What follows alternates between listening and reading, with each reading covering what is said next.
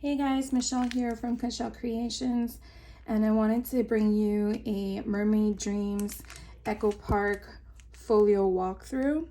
I recently obtained this collection from a Echo Park warehouse sale or just sale in general, and I have the intention of gifting this to my niece for Christmas, and I just couldn't wait to get my hands on it and start playing with it. This kit did allow me to obtain an ephemera pack that went with it. So throughout the walkthrough of the folio I created, I went ahead and included some of the stickers that came with the collection kit, along with the ephemera that I purchased separately. So the folio that I did decide to go with is one that I found on Let's Get Scrappy's YouTube site. Tiffany created a tutorial walkthrough on how she created it. I pretty much followed it to the letter in regards to the design of the folio. I just used this paper pad instead of the one she did in her tutorial. So here we go. And this is the folio. I tried to use as much of a collection kit as possible with the pattern paper, but I didn't want to keep it so busy. You'll see throughout the folio. So I kind of broke it up a bit with using solid cardstock. Solid cardstock I do pick up from Michael's. They do have a blend that sometimes it is like an ombre effect, which is very helpful, as you can see here, where it gives you the contrast and the different color purples. So I went ahead and let me give you a quick measurement. The album is a 6x6, and then the spine is about 1 3/4. Yeah, 1 3/4 by 6 inches. So I went through my stash and I obtained this ribbon. I do think the ribbon is kind of long, but I might trim it down later. But I think it kind of like, I don't know, gives me that aerial vibe. Well, to me it does. So I might play with that later. But basically the back of the pattern paper, the back of the folio is this pattern paper. And then I use the bubbles.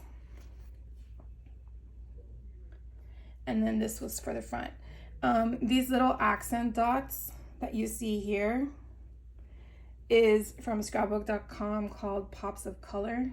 This was the color I chose. I don't know the color name if it's on here. Right here. Deep Orchid. I don't know if you can see that. So that's the color I used for this album. So let's go ahead and go through the walkthrough. So there are a little bit of things you'll see from previous folios I've done. Like I just want you to know I'm trying different ones to see which ones kind of work with the collections. So when you come here, you have a pocket here in the front that's attached to the front of it. I did use this tab from the die cut set from Tim Holtz Chapter 3-6 collection. That is the one I used. I try to grab a pattern paper that I think would be a cute concept to make sure that the front portion of the tab would show an image. I think it kind of adds a little something to it.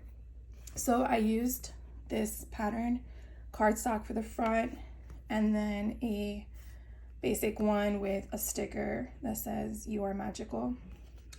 And that basically goes in this little section right here. And then when you open it up, on the left-hand side, you do have a pocket, which is actually on both sides. The way that Tiffany explains gotta trim these down some more. The way Tiffany explains it on how to construct this is really your option on whether or not you want to keep this as a pocket or not. I decided to go forward with that because I thought it would be a nice area of adding additional items, whether she wants to keep this cut apart here or not. I did not mat it because I just think it's cute the way it is. And then this one, it just says you're mermazing.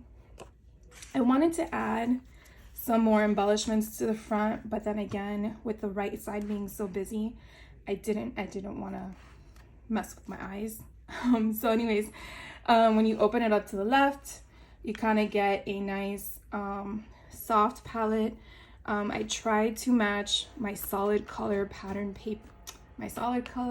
paper with the pattern paper, so it would kind of like give it a smooth transition. I did, however, when I cut down and put down the ephemera bits, leave it so that you can put a picture here and it not deter from the ephemera placed. So I didn't glue it, tape it. I didn't do any of that so that it could do that. I did the same thing here. Again, not knowing the size of the object the person was going to put there, whether it was going to be a picture or a brochure, a pamphlet, whatever the case may be. It could be a journal entry or even a picture. Excuse me.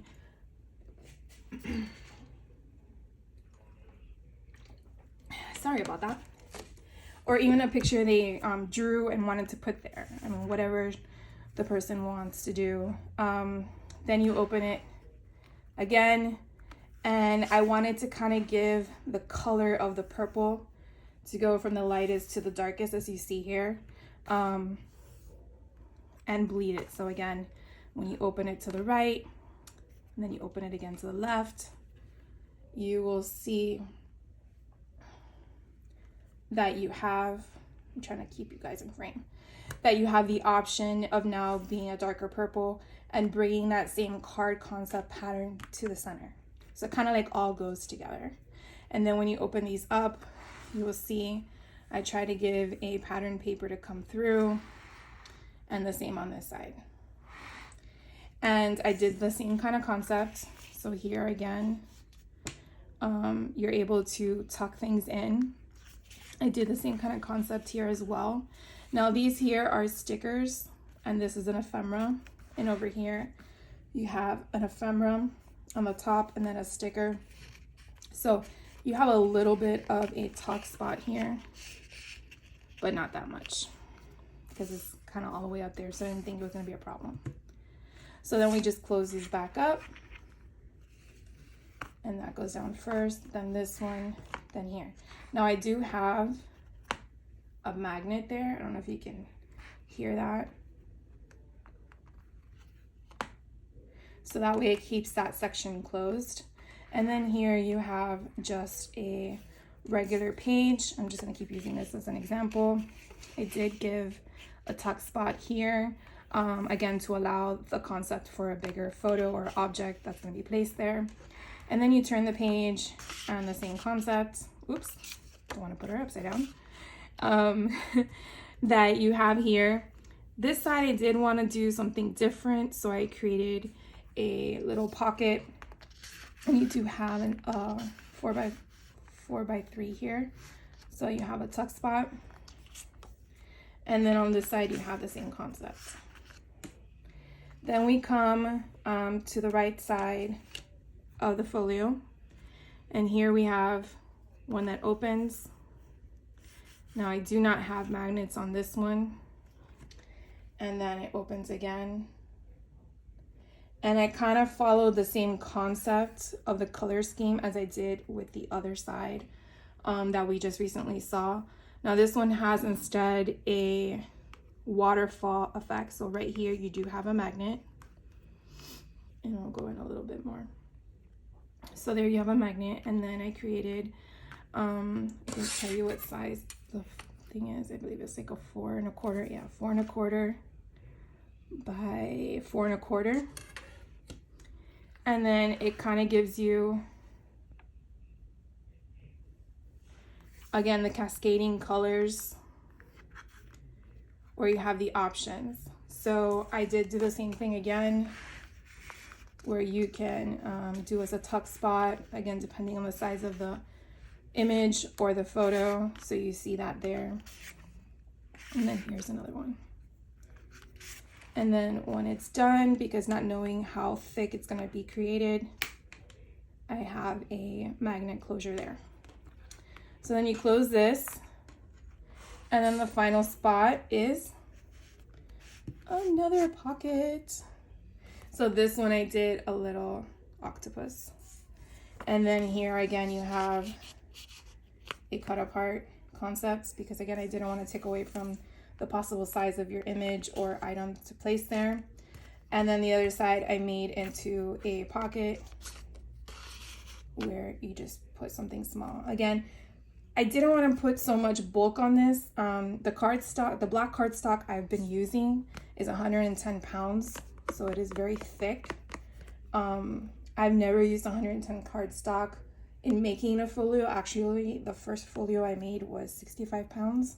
So I might revert back to that on the inside portions of it.